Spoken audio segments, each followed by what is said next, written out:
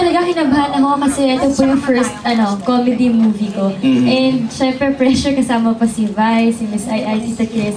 So kailangan mag-effort din kami para mapakita yung sa comedy side namin. And ayun, basta go with the flow lang, feeling ko yung ginawa namin. Sana maganda yung kinalabasan. DJ, Delia. Sorry.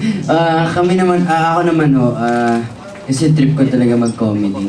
Kaya nung binigay sa amin to parang na-excite ako kasi yun nga, trip ko yung comedy, ulitin ko ulit. Tapos, kasama pa naman si Vice din, siya yung parang airpods ko dito kaya laugh trip kami dalawa.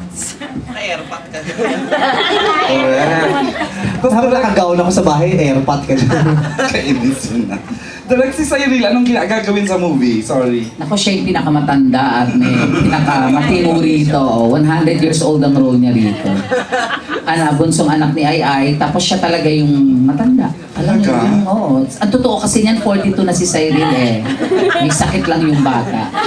Pabata ng pabata. Mukhang nag-enjoy ko to working with her, Kaya walang ka-effort yung ginagawa yung role niya. Okay, sana diba? Kaya nga ganito kalaki yung pelikula eh, nakakalula. Kasi pag samasamahin mo silang tatlo, ilagay mo yung pinakasikat na love team, tapos pinakasikat na batang babae.